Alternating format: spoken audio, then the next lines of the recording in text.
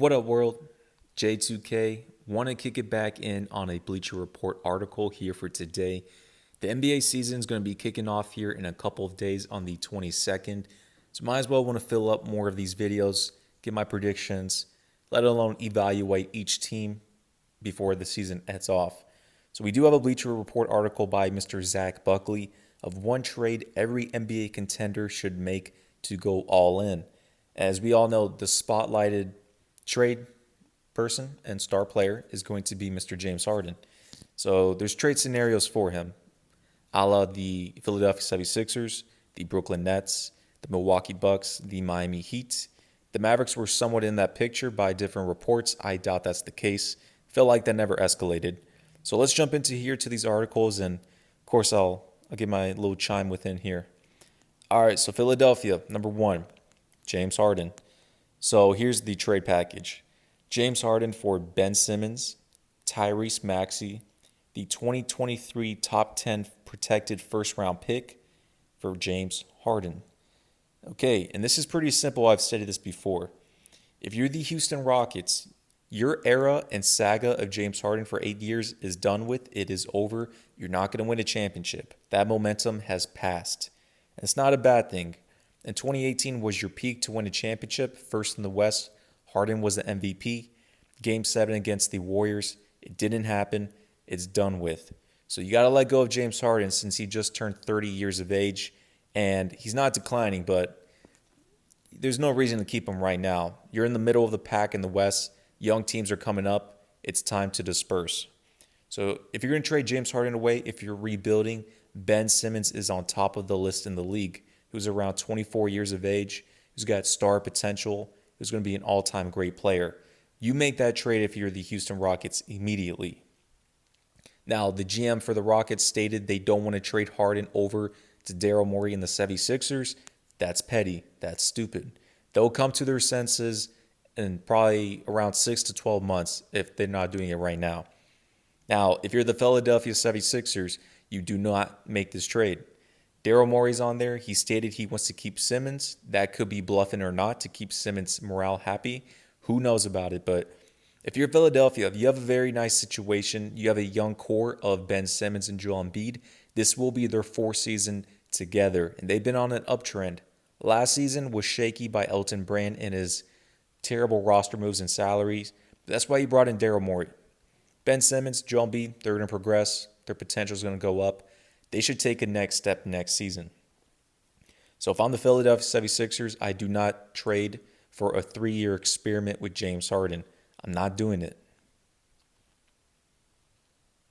Number 2, the Toronto Raptors. So let's see what type of blockbuster trade they can make.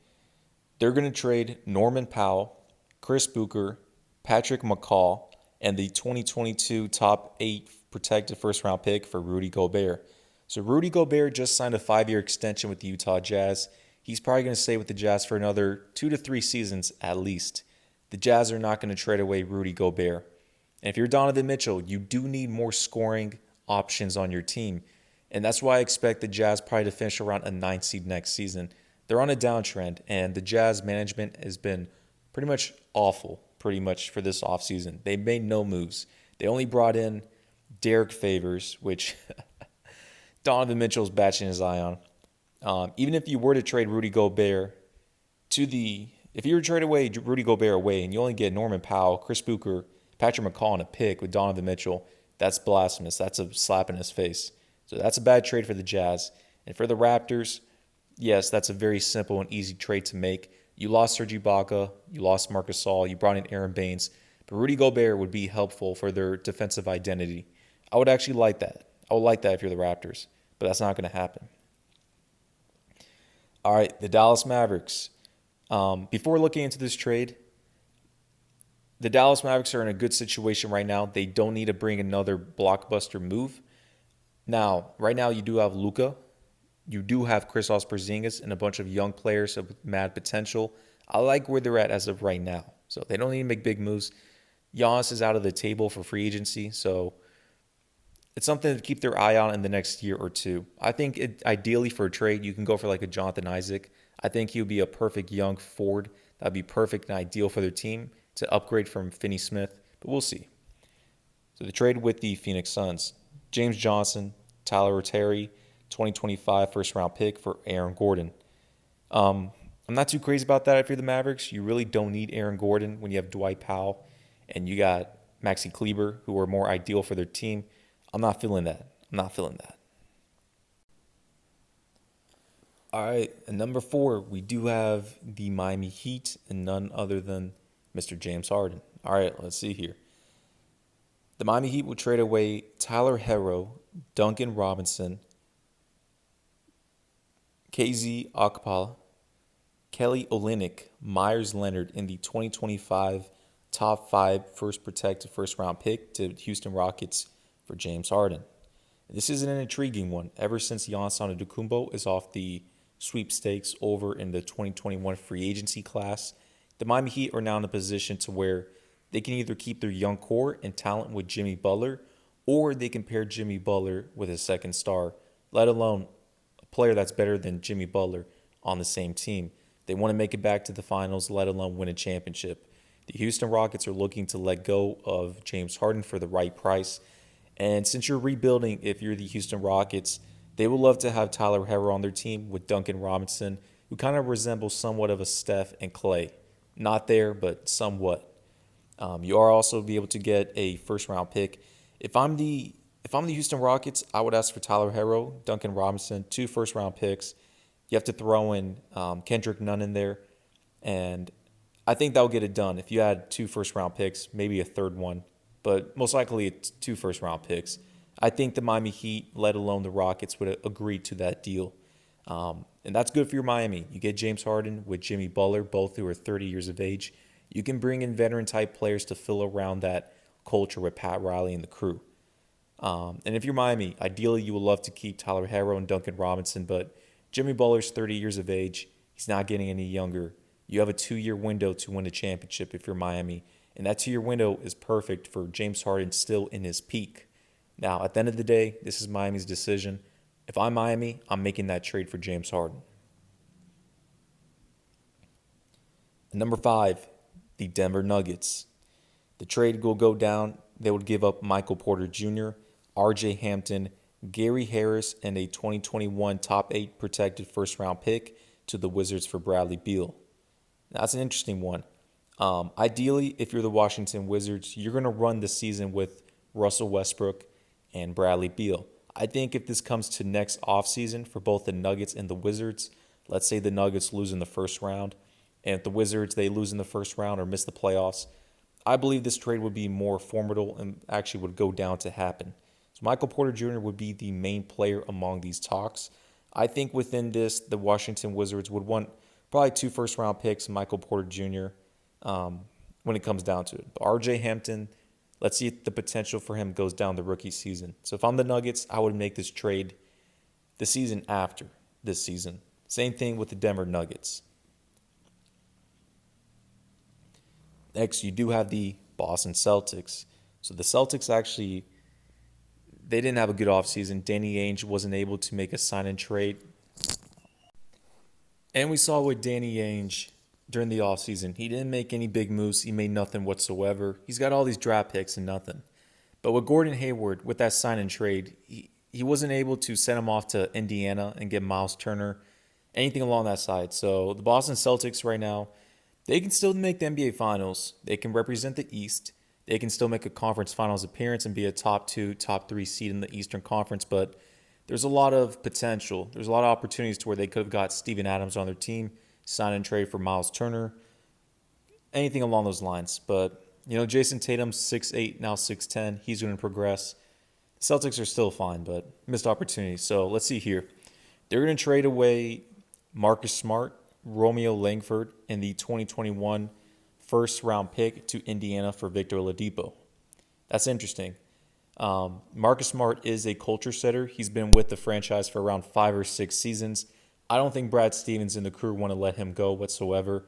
And Victor Oladipo, he's going to be fine on the team, but if you have Kemba Walker, Kemba and Victor Oladipo play fairly similar. Not exactly, but they're both combo guards. And basically from that, Victor Oladipo has been declining ever since his injury. I'm not making that trade if I'm Boston.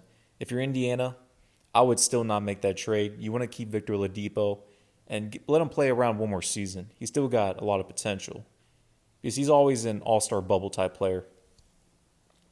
Okay, the LA Clippers. They're going to trade Patrick Beverley, Terrence Mann, and I'm not even going to mention that last name, to New Orleans for Eric Bledsoe. Interesting trade to say the least. The Clippers are looking for a floor general and a true point guard for their team to take them to the next level. Patrick Beverley can play the 1 or 2. He's not a floor general. He's more of a combo guard that will play defense and rack it up on you. The New Orleans Pelicans, they brought in Eric Bledsoe, as well as they brought in Steven Adams. So they're good with their situation. They traded away Drew Holiday. If you're the New Orleans Pelicans, that's an interesting trade to say the least. I would actually keep Eric Bledsoe if I am New Orleans.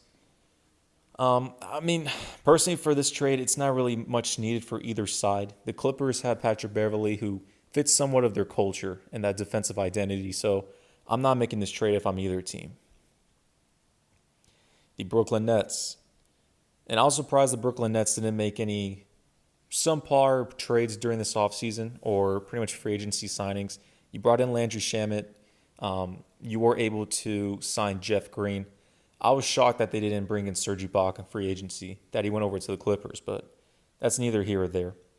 Let's see. They're going to trade Taurean Prince, Rodions Krukos, and the 2021 second-round pick for Trevor Ariza.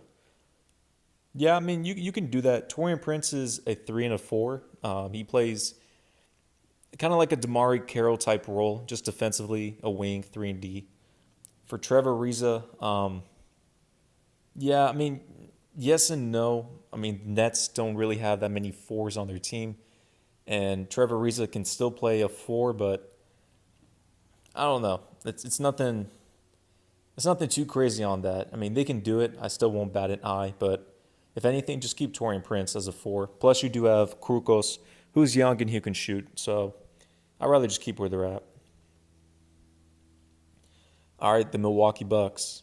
Let's see here. They're going to trade away DJ Wilson, Jordan Nwora, a 2022 second-round pick for the Rockets for PJ Tucker.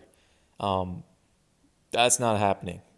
Unless if the Rockets ready to trade it away James Harden and some other pieces, and they need to relieve PJ Tucker, but you can get a lot more for PJ Tucker in the market. But if you're the Bucks, if you can get PJ Tucker, that would be a nice fit. And lastly, with the LA Lakers, so trade away Kyle Kuzma, Alfonso McKinzie to the Thunder for George Hill. If I'm the LA Lakers, you do not trade Kyle Kuzma for George Hill. George Hill has 1 year left of his deal. I think he's owed around $9 million, something along those lines. Maybe off on that. But no, you don't trade away Kyle Kuzma for George Hill. Kyle Kuzma already won a championship. The Lakers already have their guards set with LeBron James, Dennis Schroeder, Quinn Cook, Alex Caruso. They're fine where they're at on their side of things. They don't need George Hill. The Lakers are already 10-11 deep. And Kyle Kuzma just re-signed for 3 more years for $40 million.